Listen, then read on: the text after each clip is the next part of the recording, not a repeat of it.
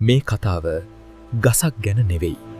මේ කතාව ලෝකයක් වනස් කළ ජීවමාන ආලෝකයක් ගැනයි. වසර 2500කට පෙර ಭಾರತේ බුද්ධගයාහි අශ්වත්ථ වෘක්ෂය යටබ සිදුහත් කුමාරයා සත්‍යය සොයා නිශ්චලව හිඳගත්තා.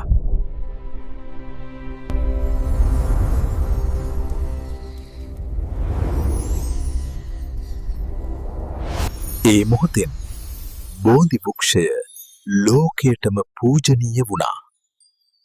කාලයක් ගිය පසු බෝධි වෘක්ෂය විනාශ වීමටත් ලක් වුණා. බලගතු බෝධිය නැවත ජීවමාන වුණා.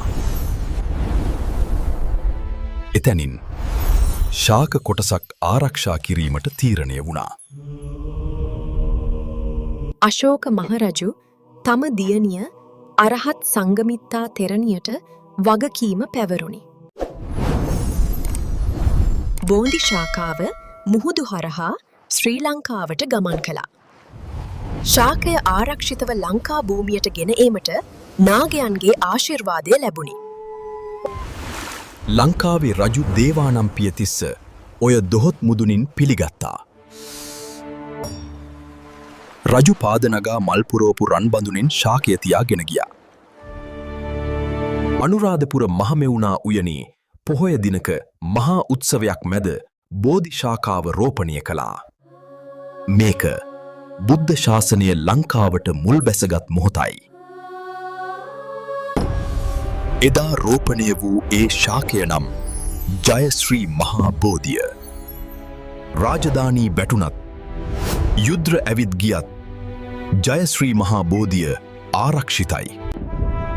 බෝධිය කවදාවත් විනාශයට ලක්වුණේ නැත. අද ලක්ෂ ගණන් වැතිමතුන් මෙතන වන්දනාමාන ලබති.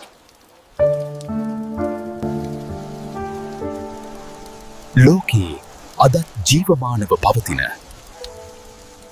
මනුෂ්‍යයෙකු විසින් රෝපණය කළ පැරණිම පූජනීය වෘක්ෂය